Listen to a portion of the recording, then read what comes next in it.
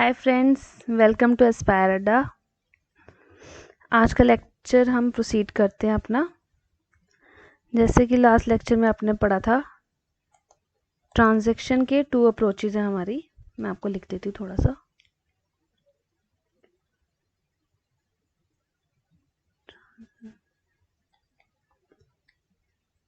First one is your accounting equation approach.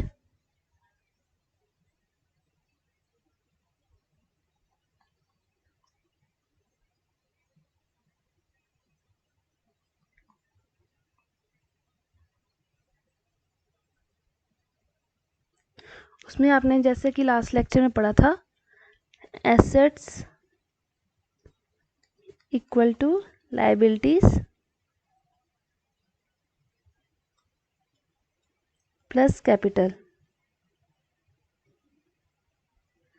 आज हम उसकी दूसरी अप्रोच पढ़ेंगे, जिसको हम बोलेंगे ट्रेडिशनल अप्रोच।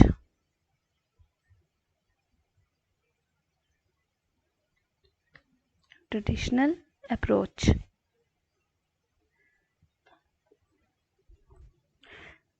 ट्रेडिशनल अप्रोच में बच्चों हम ट्रांजैक्शन को रिकॉर्ड करते हैं डेबिट एंड क्रेडिट रूल्स। ठीक है। अब for the purpose of recording हम ट्रांजैक्शन को क्लासिफाई करते हैं 3 groups, and the 3 groups are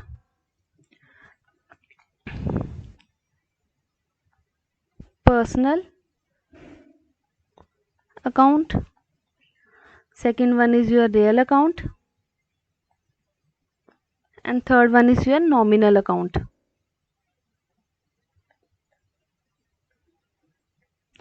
Personal accounts are those accounts which is related to personal transaction of your business. मैं इसको थोड़ा सा लिख देती हूँ।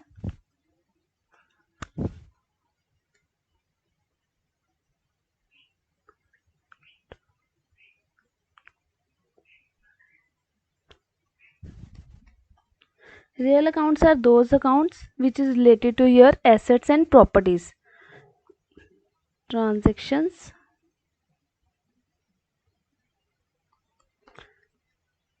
related to assets and properties. And your nominal accounts are those accounts which is related to expenses, losses, incomes and gains. इसका भी मैं लिख देती हूँ। Transactions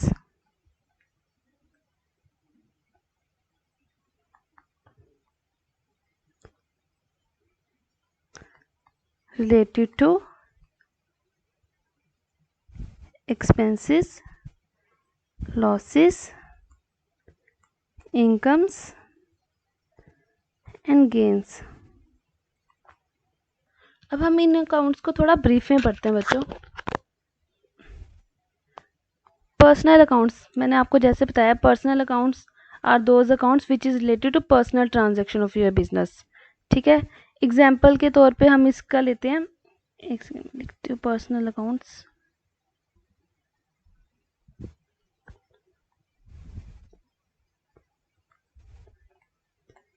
इसमें एग्जाम्पल्स हम लेते हैं debtors, creditors, banks and drawings. बच्चों डेटर्स क्या होते हैं? डेटर्स होते हैं जैसे हमने किसी से पैसा लेना है। अब एक बिजनेसमैन दूसरे बिजनेसमैन से डिस्कस तो नहीं करेगा ना कि हमने इससे पैसा लेना है। ये बिजनेस की पर्सनल चीज़ें होती हैं कुछ। जैसे इसके अपोजिट हमारा क्रेडिटर्स आ गया। क्रेडिटर्स क्या हो गया? देनदारी। मतलब ये भी बिजनेसमैन किसी को नहीं बताएगा कि हमने इसको पैसा देना है, वैसे ही डेटर्स का नहीं बताएगा। अब बैंक का क्या हुआ? बैंक भी पर्सनल नेचर का आ जाएगा हमारा। हमने बैंक में कितना पैसा जमा कराया, ड्राइंग्स हो गया, कितना पैसा निकाला। ये दोनों चीज़ें बिजनेसमैन किसी से नहीं डिस्कस करेगा कि हमने इतना पैसा निकाला है या इतना पैसा जमा कराया। ये हमारी कुछ पर्सनल नेचर की आइटम्स आ जाती है जो हम बिजनेसमैन किसी दूसरे बिजनेसमैन के साथ डिस्कस नहीं करेगा। अब पर्सनल अकाउंट को भी 3 कैटेगरीज में डिवाइड किया हुआ है। 3 कैटेगरीज में डिवाइड किया हुआ पर्सनल अकाउंट्स को भी। First one is your natural personal account.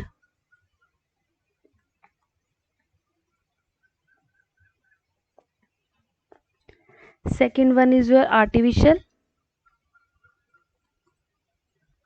इसको आप लीगल भी कह सकते हैं।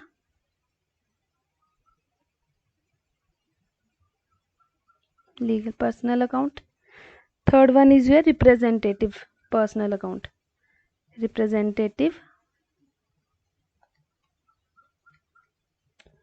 Personal account.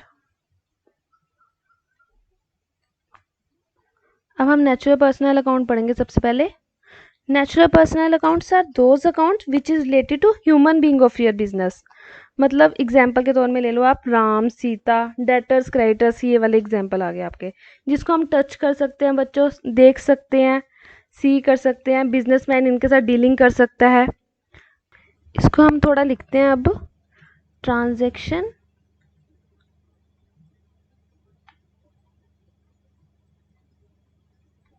Of human beings.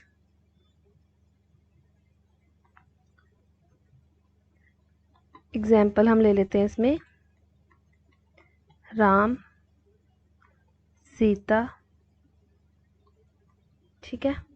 अब second one is your artificial personal account, इसको हम लीगल पर्सनल अकाउंट भी बोलते हैं। ये अकाउंट बच्चों कोई पर्सन से रिलेटेड नहीं है, जिनको हम देख सकते हैं, जहाँ टच कर सकते हैं, बट लॉ की आइज में, in the eyes of law, हम इसको एक सेपरेट एंटिटी मानेंगे। फॉर एग्जाम्पल कंपनीज होगी, क्लब्स हो गए, कोऑपरेटिव सोसाइटी हो गए। इसको हम थोड़ा सा लिख लेते हैं बच्चों। They are recognized